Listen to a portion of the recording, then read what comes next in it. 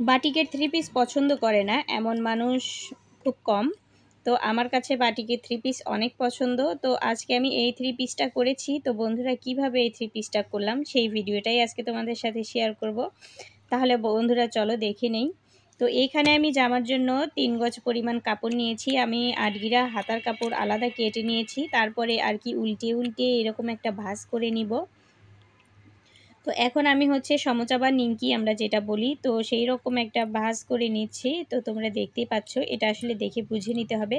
তো এই ভাঁজের থ্রি পিসগুলো অনেক তাড়াতাড়ি হয়, কারণ খুবই দ্রুত এইটা করা যায় জাস্ট ভাঁজ করে। আর যেগুলো সেলাই করে করতে হয় ওইগুলো আর কি অনেক টাইম লাগে করতে।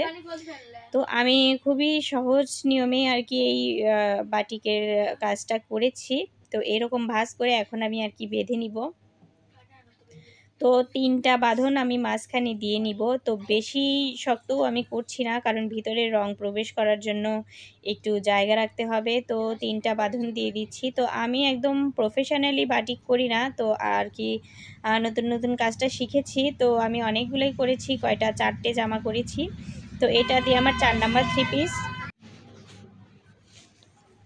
তো ওড়নাটাও এরকম লম্বালম্বি ভাঁজ করে নিচ্ছি। আমি ওড়নাটা নিয়েছি 2 গজ 6 গিরে।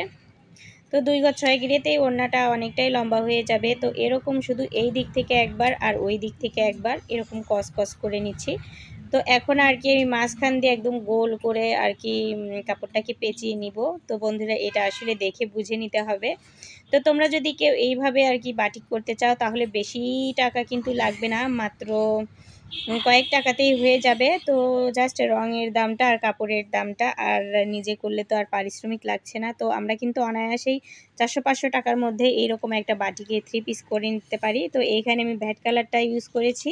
তো 2 চামচ পরিমাণ ভ্যাট কালার দিয়ে নিব, আর হাইড্রোস্কস্টিক দিয়ে ভালোভাবে একদম মিশিয়ে নিব রঙটা।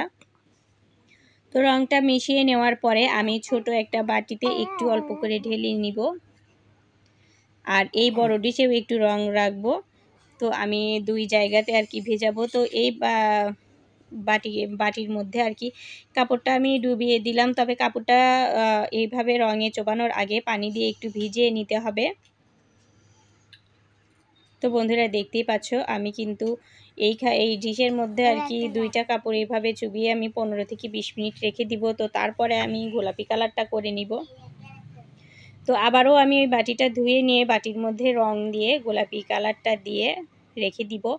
আর এই দিকে আমি বাকি যে অংশটুকু বের হয়েছিল, তো এই অংশটুকু দিয়ে নিব। তো আমি কিন্তু পলি দিয়েও একটু বেঁধে দিয়েছি যাতে ভিতরে রংটা না যায়।